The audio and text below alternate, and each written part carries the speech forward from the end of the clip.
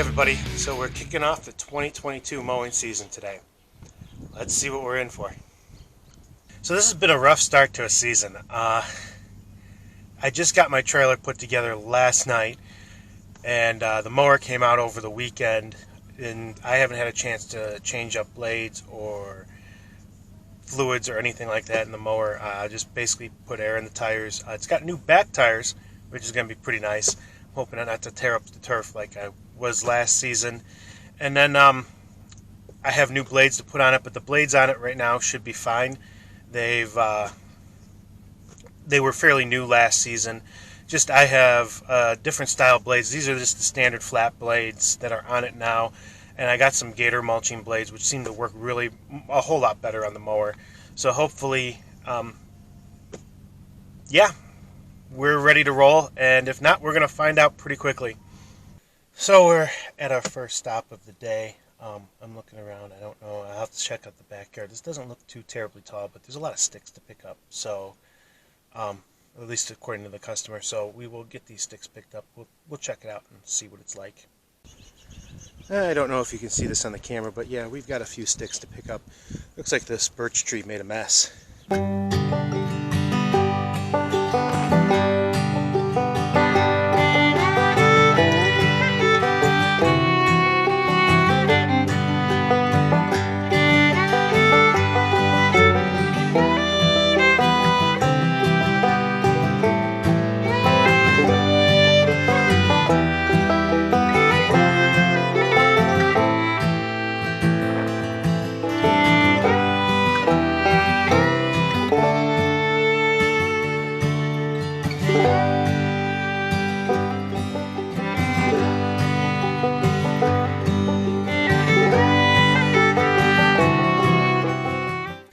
Alright, time to go grab the mower.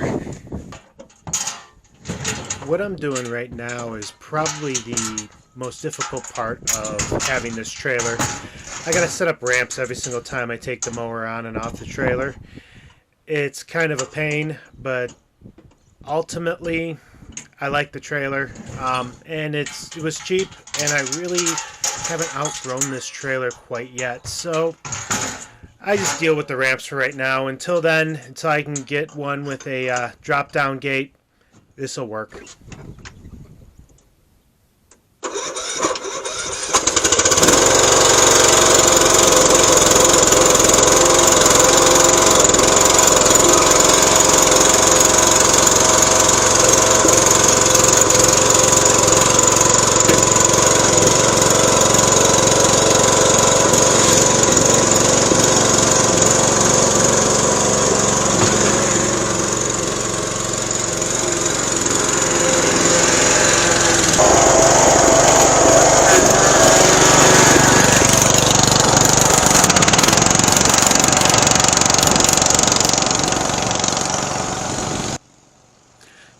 If you didn't notice, I have a Harbor Freight Tools trailer.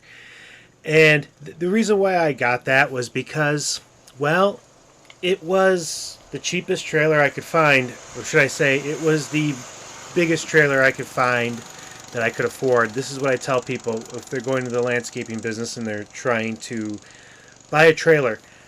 What you want to do is get the biggest trailer that you can afford at the time. You don't want to necessarily send yourself into create great debt right out of the gate when you're first starting your business. Get the biggest trailer you can find and that you can afford at the same time. Realistically, you only need a single axle trailer. The longer, I guess, the better. If you can get a 12-footer, that's good because you can fit 2 mowers on it. But really, when you're first starting off, you're not going to need to fit 2 mowers on it. When I got it, I was hauling around 2 push mowers in my trailer behind an SUV. And frankly, the 4x8 Harbor Freight trailer did me just fine. It was one of the least expensive trailers out there, and it's what I could afford at the time. So I went and I picked that up, and since then I did get the higher weight rating. There's actually 2 weight ratings on those. I got the higher one. I forgot what it was. I think it's like 1,700 pounds or something like that. And the idea was to be able to put a zero turn on it. So that's pretty much why I went with the higher weight trailer. And right now, I really haven't outgrown that trailer. Like I said, there's some things I don't like about it, because I have to put the ramps out every time instead of having a drop down gate. The issue is that trying to build a drop down gate for it, I'm probably better off just, going ahead and buying a new trailer at this point, maybe something a little bigger. The only exception that I will tell people that they need to worry about with a trailer is tags. In my state, we're required tags. I plan to keep a single axle trailer for as long as I possibly can. And probably if I do get a dump trailer or something like that where I need a dual axle, it'll probably be an additional trailer to my already landscape trailer. Mainly because dump trailers don't make good equipment trailers typically. They can be used as such, but they don't typically make great equipment trailers, and I'd rather use it as an equipment trailer for like a skid steer or something if I grow that big. But ultimately, I'm worried about the tags. There's a huge jump between that under 3,000 pounds and over 3,000 pounds in the state of Illinois. Last year, I paid $115 just for my registration alone. There was such a hoopla in the state over that they lowered the rates of it. So it went from being $115, and now this year I think it's like down to $35 or $36, something or somewhere around there. But what ended up happening with those small TA plates, they found out that there were a lot of just general residents using them for recreational use, and they got a lot of backlash, and they lost a lot of money on the plates. Ultimately, the license plates on the utility trailers were raised basically to come after business owners, myself included, as well as every other small business owner, contractor of some type that needs a trailer. Instead, and this is what I don't get because there is an income tax in Illinois, so ultimately all they're doing is they're front-ending the taxes instead of back-ending the taxes. But now I'm getting political, and we're here to mow.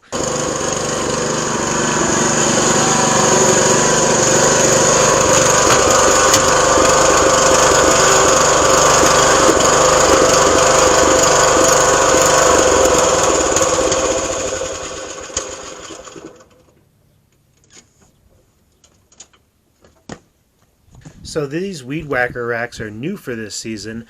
Eventually I will go around the trailer and do like a 2022 trailer build thing, and I can talk to you about exactly how I have this trailer built up and how I modified my little flatbed Harbor Freight trailer to be a landscaping trailer. But yeah, I'm really liking these racks after this first go around, and I'm hoping they hold up. I've did some homemade ones in the past, and they have never held up really well.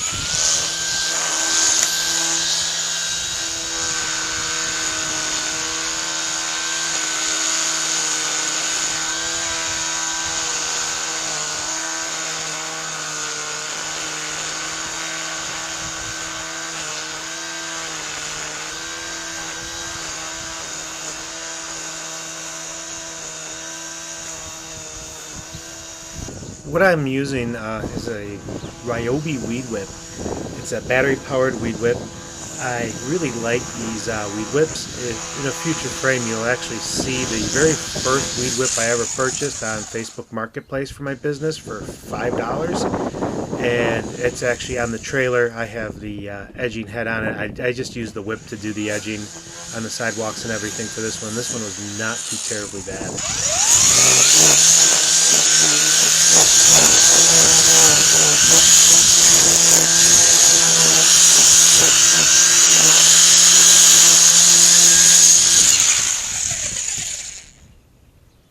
If you look, I keep the guards on my weed whips, and there's a reason for that. It's safer.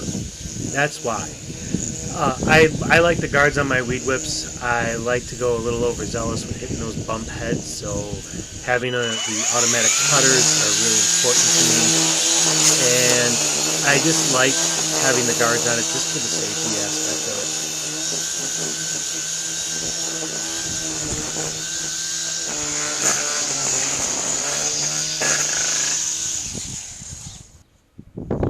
Right there you can see it, the CS26, that's 26cc. That was my first weed whip that I ever purchased for my business. It was $5, like I said, on Facebook Marketplace.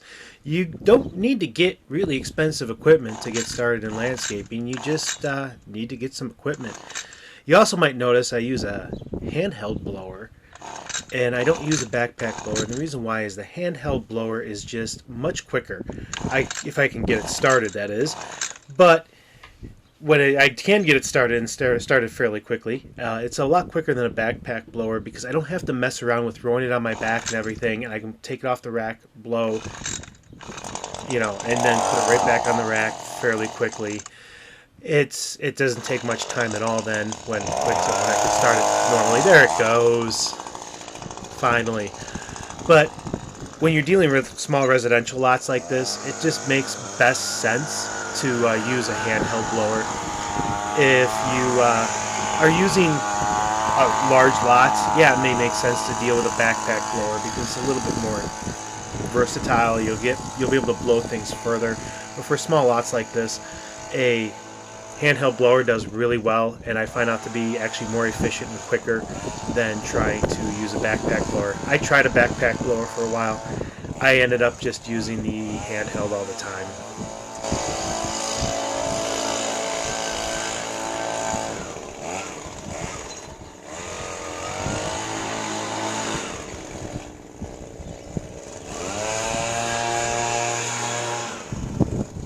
There's a lot of talk about, you know, ear protection, and if you notice mine, those are actually called Zoomies. It starts with a T, but I found them over at Home Depot, and they were really pretty cheap. They're like 25-30 bucks. So I picked them up. They're Bluetooth. They don't have the radios in them like my 3Ms, but they do seem to block out the noise a lot better than the 3Ms that I have. I do have some earbuds that are actually designed also to be Bluetooth and block out the exterior noise that I usually wear during the summer. It's still really cold out, so I tend to like to wear the earmuff style when it's cold out. It helps keep me a little bit warmer as opposed to the earbuds, so that's why I'm using the Zoomies.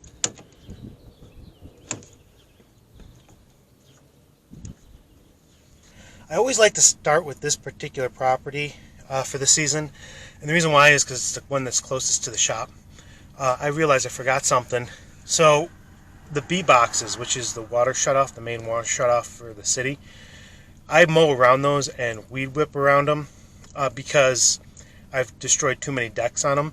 But they're hard to see in the grass, especially when they're all rusted out and everything. So I go and I paint them blue, and I forgot to bring my spray paint to go paint some of these things blue. So this one is actually still pretty good. We can let this one roll for a little while longer. But the reason why, one of the reasons why I paint them blue is because that's the designated color by the Julie system for water. So if I paint it blue, it's not an issue, and I just find the brightest color blue I can to paint it. It helps it stand out a little bit better so I can see it better and not run over it with the mower. And it shouldn't cause any issues because I'm painting it the proper color per se. So that's why I do it blue. I guess technically you do it any color, but there's a designated for our Julie system, which is for digging and things like that, that they paint those things blue. Ultimately, if any of the water guys need to be called out to do a Julie, as it's referred to mark the property for lines, I just did them a favor by painting that blue because now they don't have to mess with it. Here we are back with messing with these ramps again. I told you this is one of the biggest pains in the butt that I've got is these ramps. It takes so much time just out of my day dealing with these ramps. But this is what I'm dealing with, so I will deal with it. So this particular property, I ended up having the mower break on me. I did one more property after this. I didn't video it because, well, I was using the Ego push mower on the entire property. So I don't know how much exciting it would be to watch me use a push mower on the entire property, but I decided not to video it. This has just been a whole bunch of issues dealing with the technical end of this video. I forgot to hit record on the backyard of the last property, and I run out of battery on this property as well. I'm kind of interested to see if I get on tape the moment where I break this mower, but yeah, we'll see.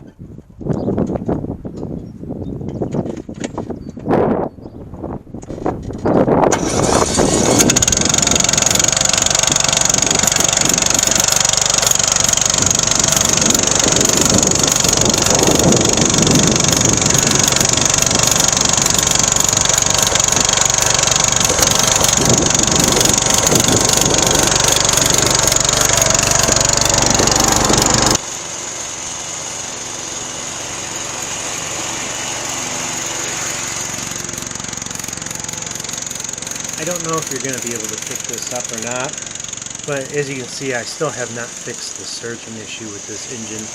I haven't been able to figure it out. The only thing I have left to do, basically, the carburetor is brand new, but maybe there is an issue still with the carb because it's a cheap one off of Amazon. So I think I just got to pull it off and clean it out, and maybe that'll fix the surging issue. Otherwise, there's a lot of people who are trying to figure it out. These Briggs & Stratton 16 horsepower single-cylinder engines came with two different carburetors, and I know I have the one that it did not come with originally on the Mower.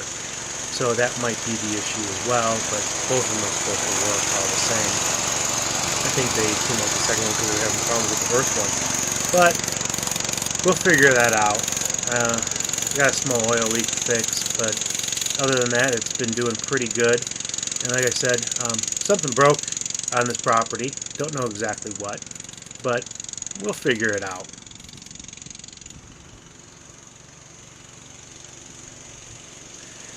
And just to keep you updated on the issue with the mower, so I ordered the part via Amazon. It should be coming through the Grumman ferry, or I guess the USPS, and it's not able to get here until Monday or Tuesday.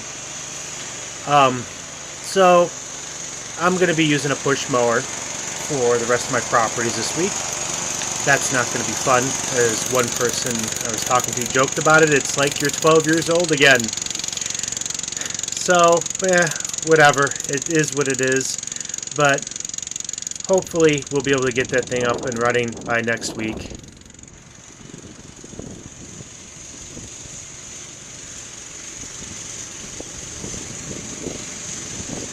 One thing that I always do is I always take 2 passes to the outside, blowing the grass towards the middle of the lawn. And this is really just for cleanup purposes. It's to help to make sure I'm not blowing too much grass onto the sidewalks and into the streets and on the driveway and things like that.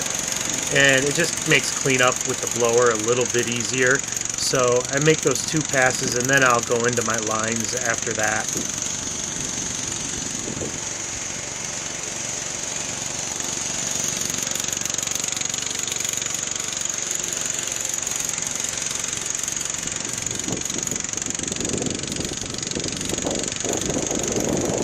The ground tends to be a little wet still. We've gotten a lot of rain, so I have to kind of take it easy, make my 3-point turns, that kind of thing, so I'm not tearing up the turf. But I did want to talk a little bit about those Grummans. So the USPS is supposed to be retiring those.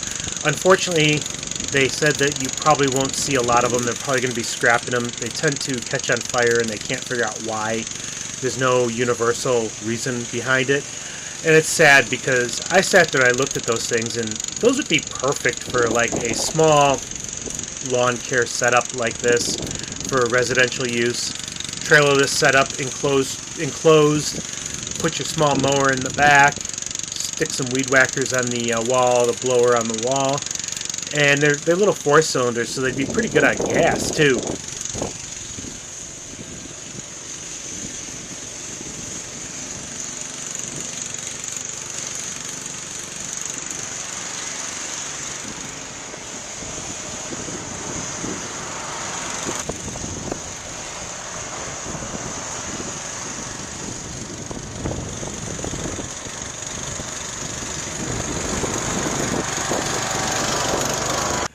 Back here at the shop a little earlier than expected, so the battery died in the camera, and then the next lawn I had to do, I ended up doing with the Ego push mower the entire lawn, and because, well, there's a problem with the time cutter, and looks like I broke a weld on this wheel, so that's going to have to be replaced.